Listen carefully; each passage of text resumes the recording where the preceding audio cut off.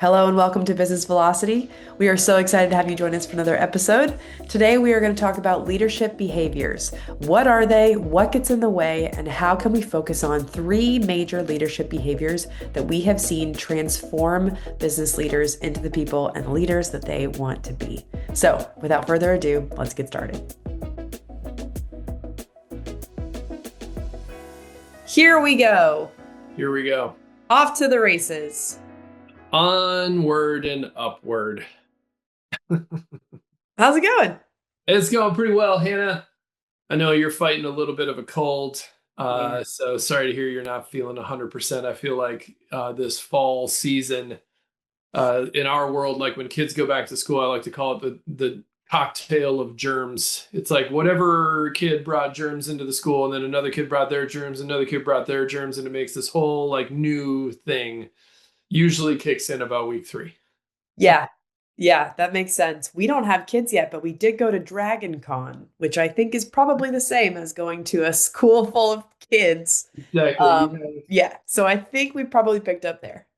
Yeah, that'll do it. That'll create a soup of Yeah. sorts. Yeah, but I'll be okay. I'm feeling all right. I'm staying hydrated, and I'm excited to talk about one of our favorite topics today, which is Which is elevating leadership. We often, come into organizations and we come in from a fix-it perspective, right? It's how do we make this more efficient? Hey, we're missing our numbers. We're doing these things, and they think about it from a business perspective.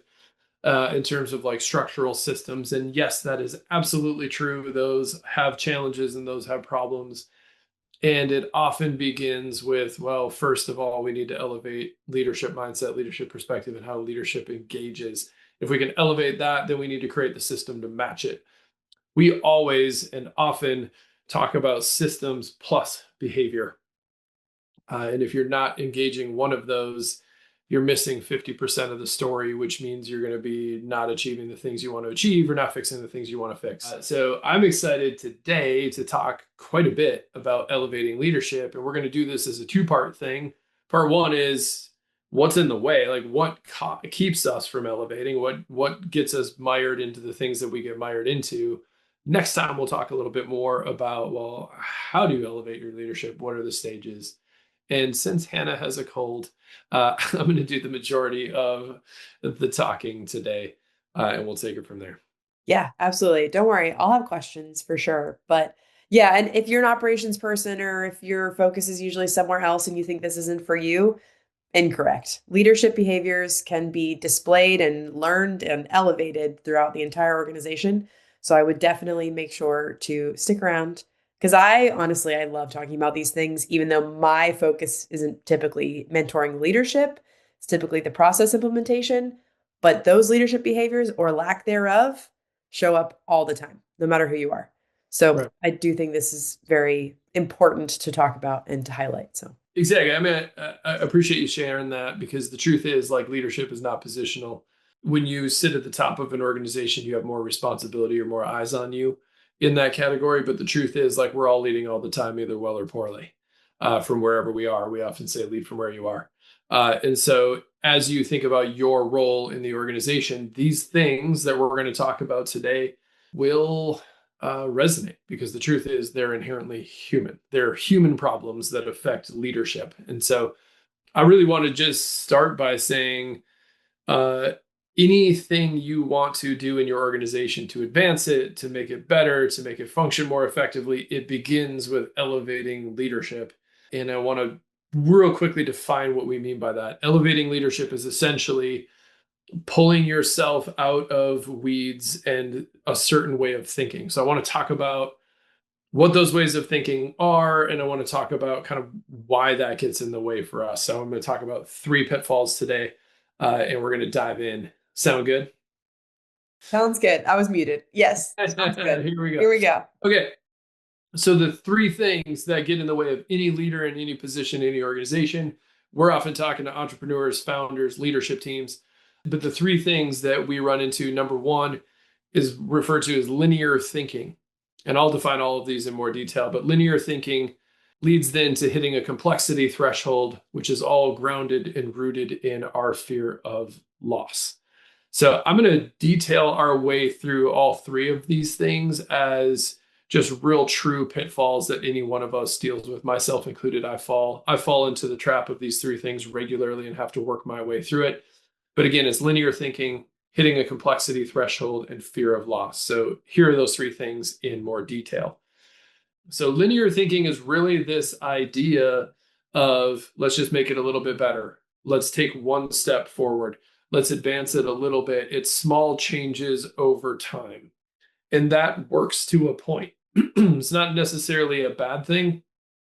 It's not necessarily, hey, we shouldn't do that. We shouldn't think about efficiency. We shouldn't think about that. However, what happens is we can get caught in a trap of linear thinking. And eventually you get to a point where linear thinking stops serving you in your organization because you're thinking about advancing the wrong thing or something no longer has value.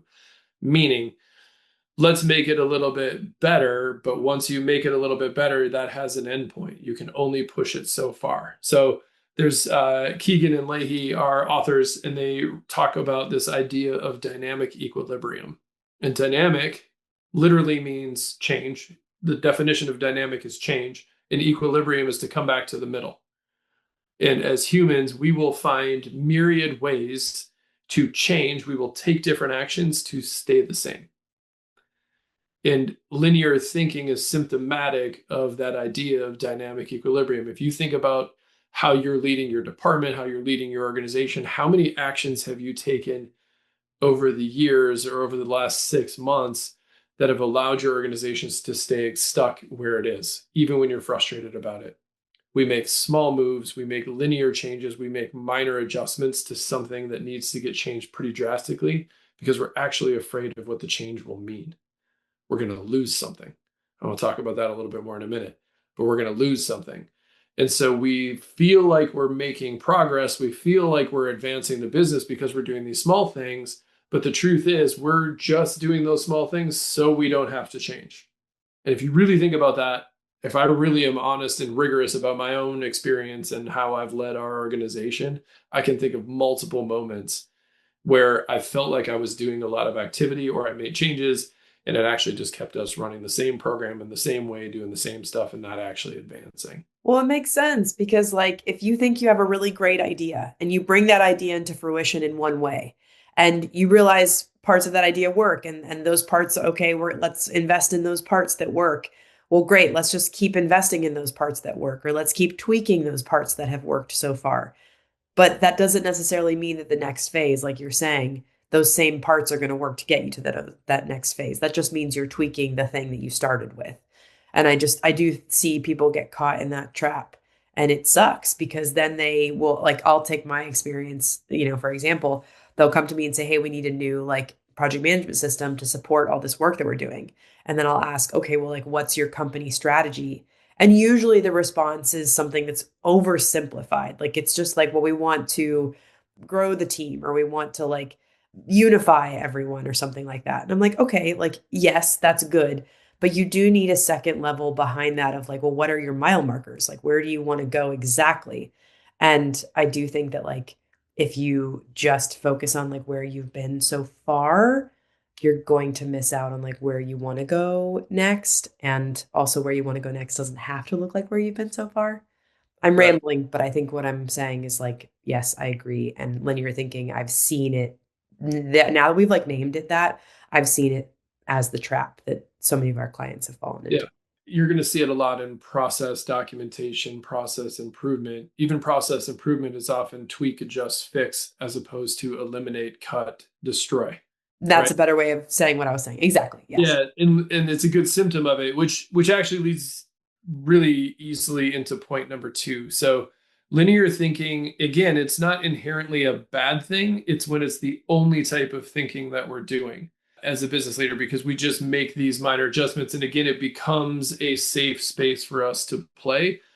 But what'll happen is if you linear think for too long, you'll hit element number two, which is the complexity threshold. And the complexity threshold is we've pushed the system that we've been creating as far as we can push it, and we've found the ceiling. We have found the cap. And now we actually start to swirl in the complexity of it all, which starts to show up and sound like this. if I can just, if we can just fix this thing, if I can just get this project management system in place, if I can just do this, right? If I can just hire this sales role, if I can just close this deal, right? We identify all these things that if I can just do this, and it's a common phrase that we hear when we're working with organizations, or if I can just figure this thing out, we call that the iffy mindset. And there's two problems with that. Number one is if I can just is oversimplifying something when you hit complexity. It means I'm not actually looking at the whole problem. It's actually wishful thinking or hopeful thinking. And it's just quite frankly not helpful or true from a strategy perspective. It's not about the one thing. That's why it's called the complexity threshold. It's complex. There's multiple moving parts and multiple things happening. We have to actually take a look at it as a system and see the system. So it's not that simple piece. And the second part is if I can just. So I'm actually positioning myself as the person who is solving that problem. And again, if we're going to elevate leadership, the whole purpose of elevating leaders is to get us to a strategic leadership space, not an implementation how space or the weeds. It's getting to strategic leadership. It's the way that we get out of linear thinking. It's the way that we move past a complexity threshold. And you'll see the symptoms in if I can just, the iffy mindset. You, as a leader, will also get caught in what I call the quagmire of questions, which is, well, should we go this way? Should we go this way? Well, we have this option. We have this option. And instead of feeling confident and clear in your answer, even if you have really good data, even if you have good information, you still feel this swimming in your brain and you get trapped in indecision. The last piece I'll say here when you hit the complexity threshold is the floor actually becomes the ceiling, right? Because you're struggling with custom projects and you're struggling with things that are kind of inefficient or your margin isn't there or those types of things. We actually look at those as the end, and those are the floor items. And because they're the floor items and we're working on the floor items, it actually becomes our ceiling. So we have to get good at raising the floor because that becomes our new ceiling. We'll talk a lot more in the next episode about how we move through some of these things. So we've really, just to recap real quick, we started with this idea of linear thinking. And linear thinking, again, isn't a bad thing unless it becomes the only way we think and the only way we operate as a leader, because it leads us in a direction to the point where we're going to push that system as far as we can push it until we hit the complexity threshold. And that complexity threshold is the ceiling. It is all right, we've gotten to 3 million and for some reason we can't get past it and our profit margin is suffering and our team's getting frustrated and everything feels like it's starting to fall apart. That is a great indicator of we have hit the complexity threshold. The last thing, all of this is really truly rooted in a leader's fear of loss. And we often hear and talk about from, and I do some speaking engagements and anytime or groups that we work with, I will hear this phrase all the time, which is like, well, people hate change. Like nobody likes change. Nobody, change management's scary because it means change. Okay, I get it. I understand why folks say that, but the truth is people don't fear change, they fear loss. If we change something for the positive, we actually get very excited, inspired, and fired up about that.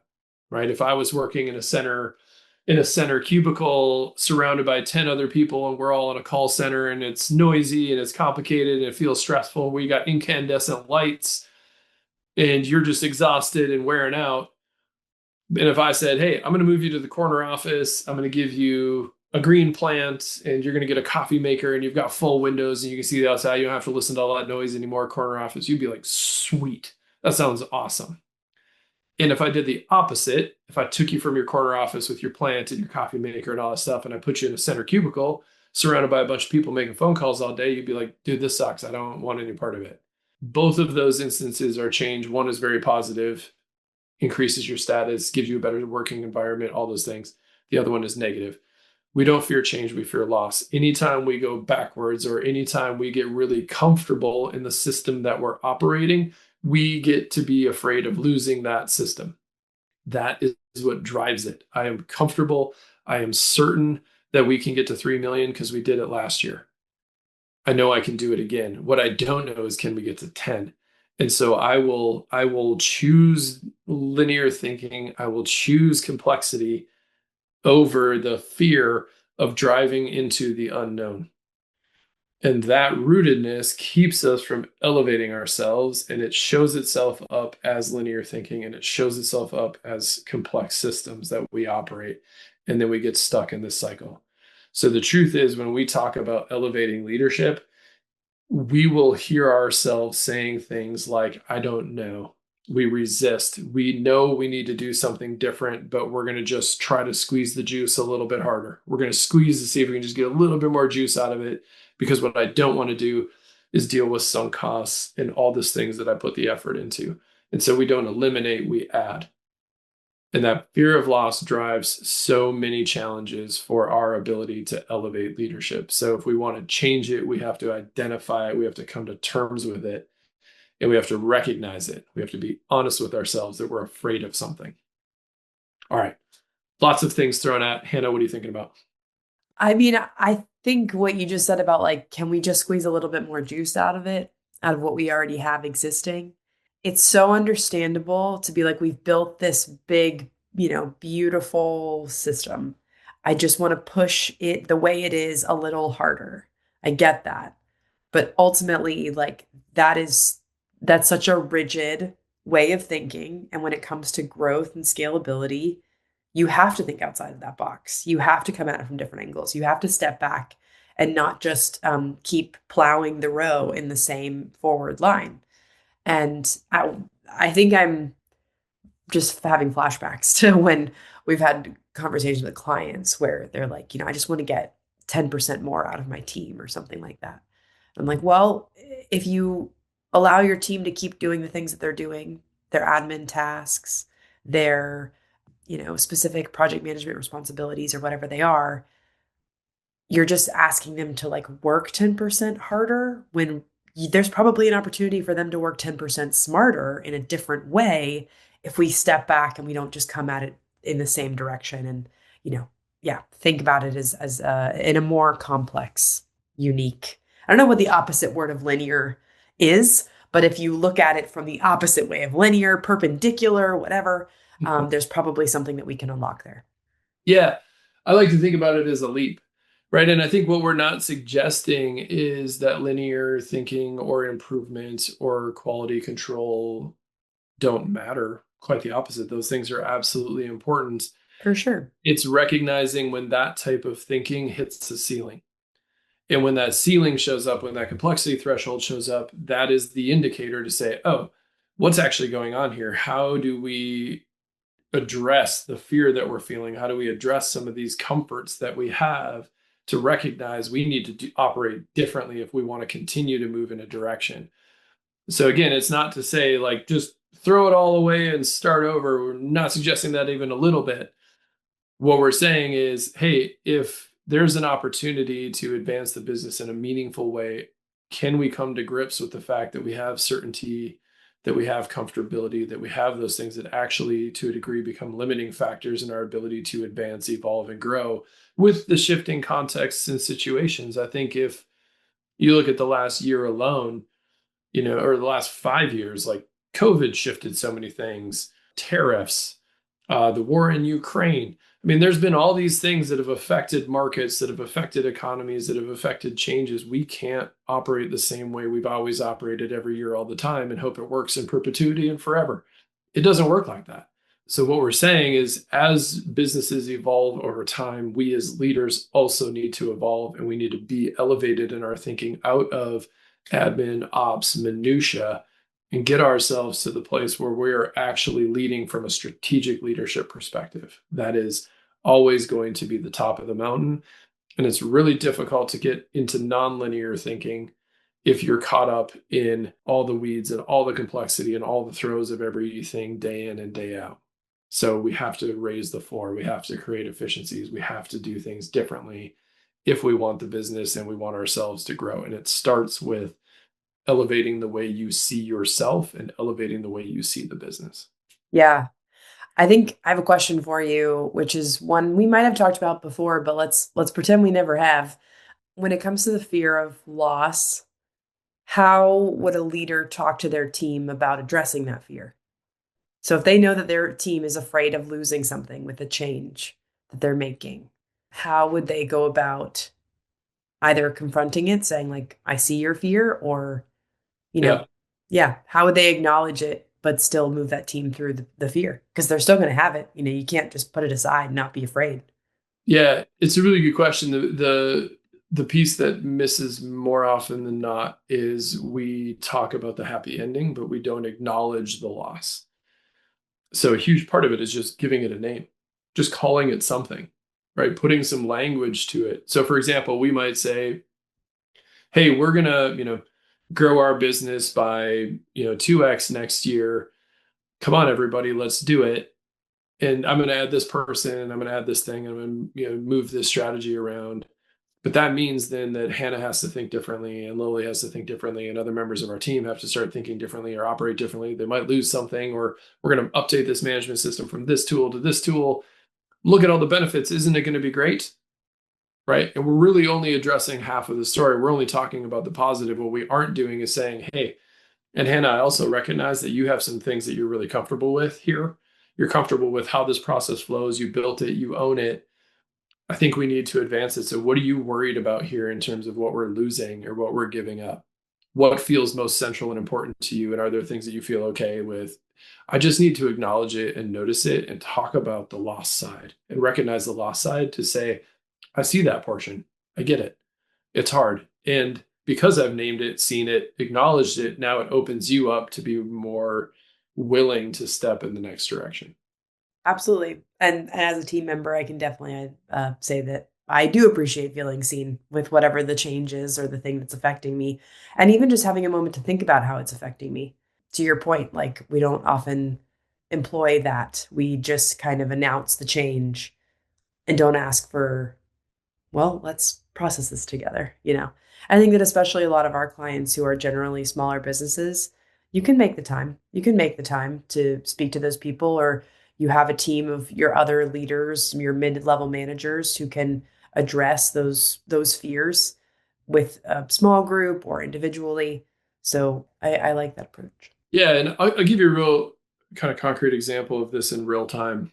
I had a meeting with a sales team this morning for a client.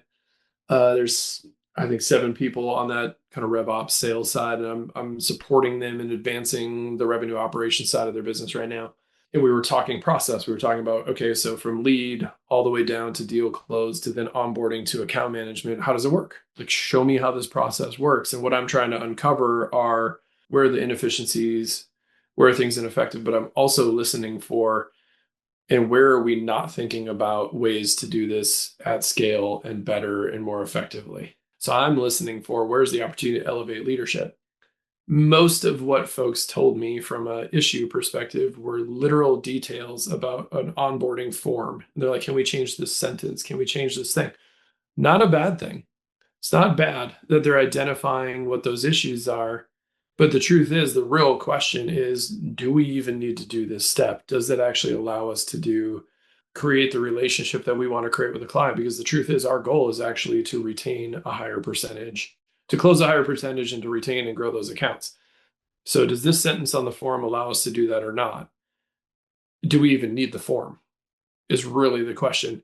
But when you're in the weeds and you're stuck in it, you can get really attached to the way things operate. And so it becomes about, well, I don't want to undo the form because the form makes me comfortable. I know it, I've learned it, I'm skilled at it.